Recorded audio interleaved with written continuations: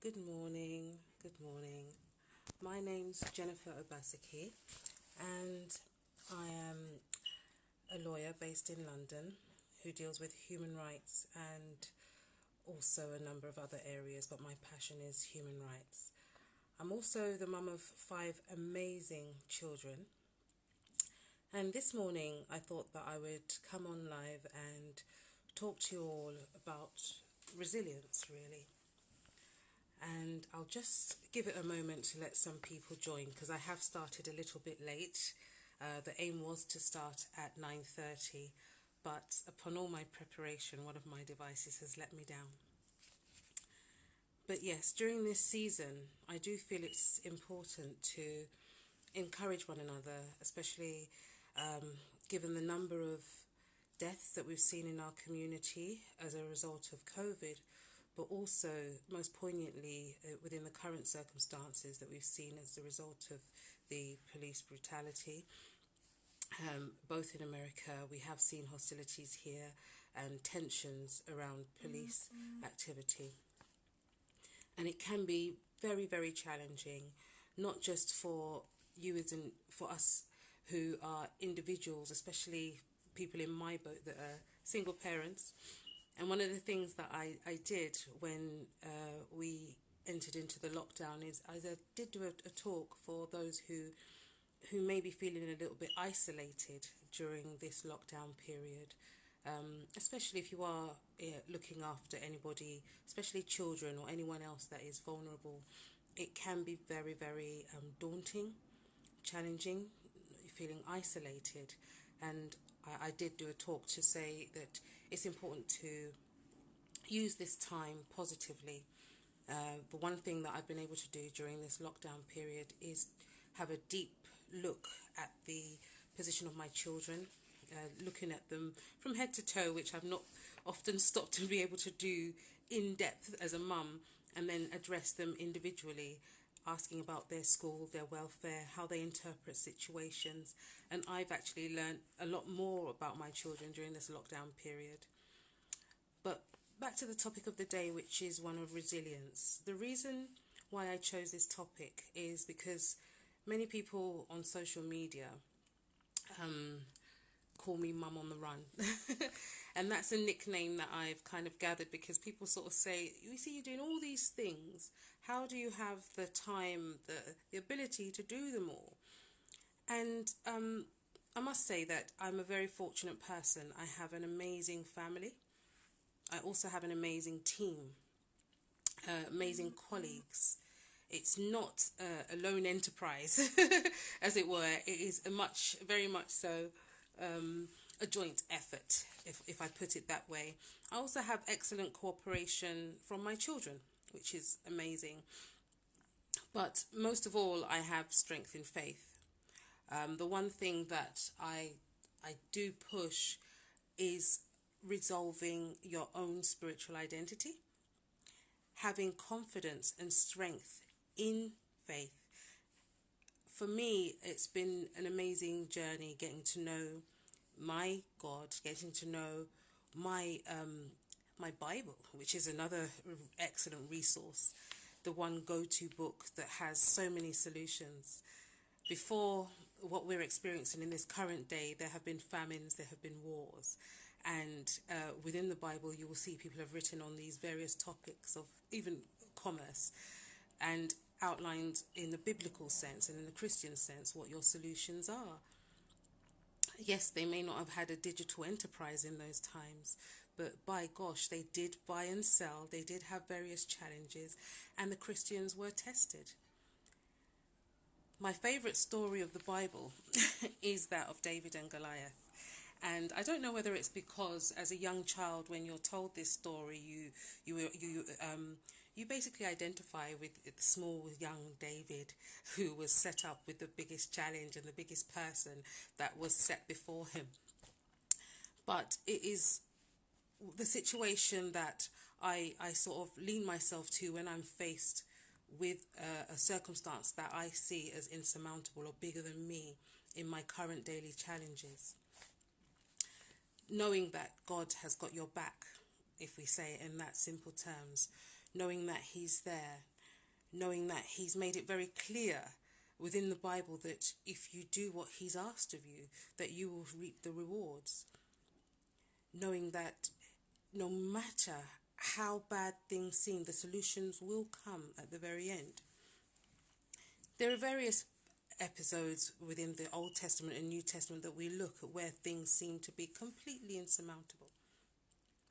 But yet, our good Lord showed up. Our good Lord was able to demonstrate that if you have your faith with you, you will be seeing the light at the end of the tunnel.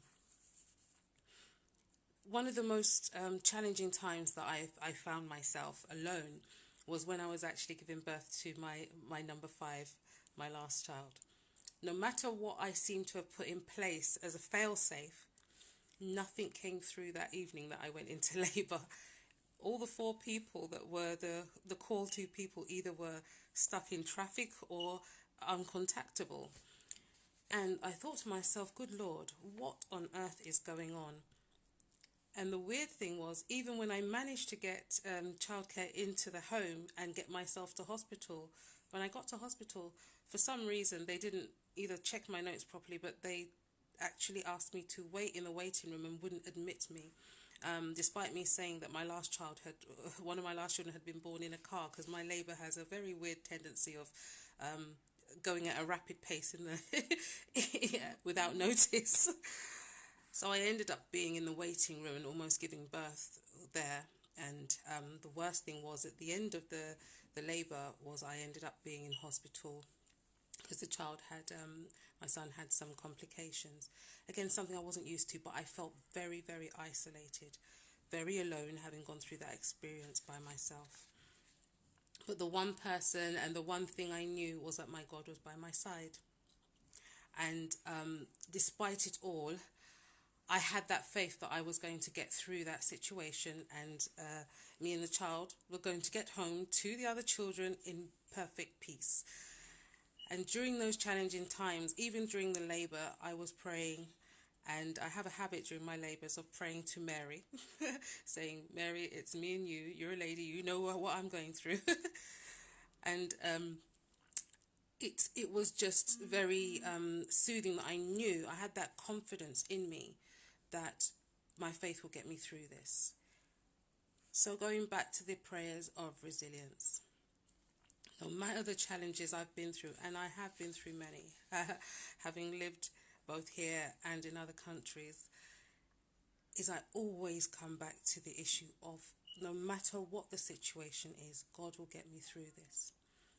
When you have that as your starting point, no matter the obstacle, no matter the challenge, you have a level of confidence. So the first thing that it does is it grounds you and gives you that level of confidence. Once you resolve and stand firm in your faith, you have that immediate confidence that I know it looks bad, but I know I will get through this. God will see me through this. Leaning into that confidence, looking into the verses of the Bible that do help you.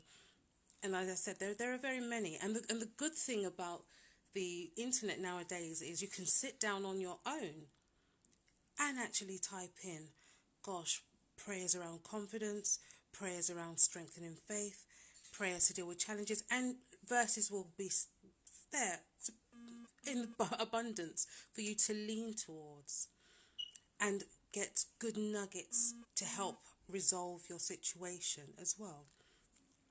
This morning, in preparation for this, I actually sat down and thought to myself, okay, where do we sort of lean to?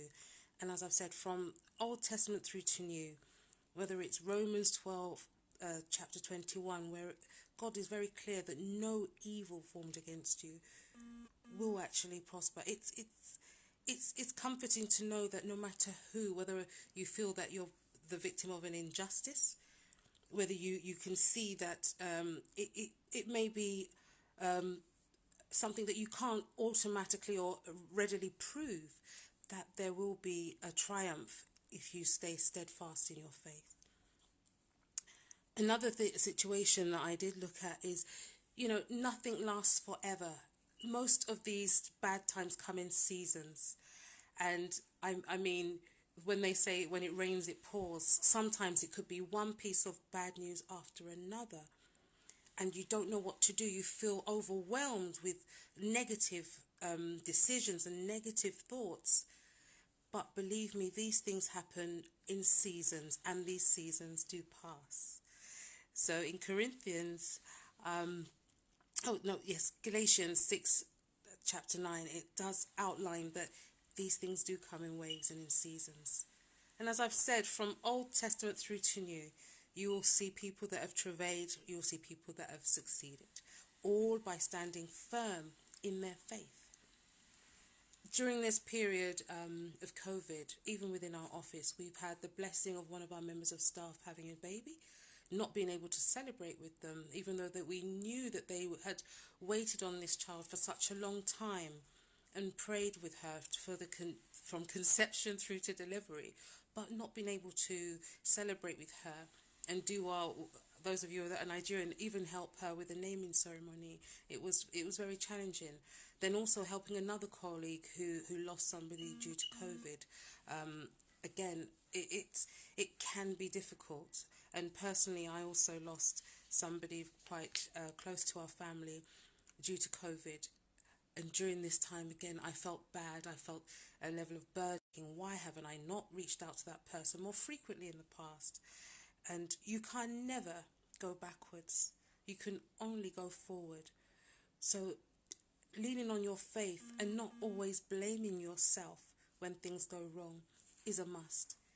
Things happen for a reason.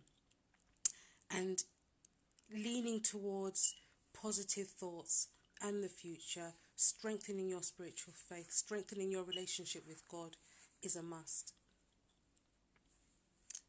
At times I do feel myself having these strange conversations with God. Why? Why has this happened? Again, is it that I've not been praying hard enough? And we do have these moments of doubt. But again, looking towards your Bible, looking at chapters that will reinforce, relay that foundation, those very basics is key. One of the people that always has been, what would I say, not just a matriarch, but my biggest supporter is my mum. And I always sort of give her story as an example to people because she, as a young girl, was married by photograph at a very young age and brought into the UK, never having travelled before. But on arrival, met with her husband, had 4 wonderful children, and then did find herself alone in later life, but managed to make sure that all of us grew up confident in faith, strengthened in character, and successful in our careers, because she never relented. She never once relented and always drove home our faith, our values. So no matter what it was, we were able to say, okay, the one thing that we can do is pray our way through situations. And as I raise my children, again, the one thing that I try to lean them into is praying their way through solutions and situations. And our church is in Islington, St Mary's Islington, is an amazing vehicle for them to do that. Their children's group is excellent, and it's helping my children answer their questions all around faith and how to strengthen it also. So again, those of you who sit down and say, oh, how does Jen do all these different things, whether it's the lecturing, which I wanted to do for such a long time, and I wanted to retrain, and I was saying to God, please, how do I get the time to go back to university and maybe retrain in this field or to lecture? Earlier this year, I got called out of the blue to cover some lectures at university. And that was based on the years of experience, the 20 years of experience that I have within the legal profession. And I ended up teaching not just one of the areas that I specialise in, but 2. So within one moment, God resolved a series of problems just like that. And that was on a recommendation. So I was able to achieve that just in one swoop. So when God does things for you that are miraculous, again, one of the starting points that you have to go to is gratitude. When I do have these challenges, again, one of the first things I do is say, God, please do this. But I am grateful for where I am. I am grateful for what you have done. But I really would want to achieve this next step.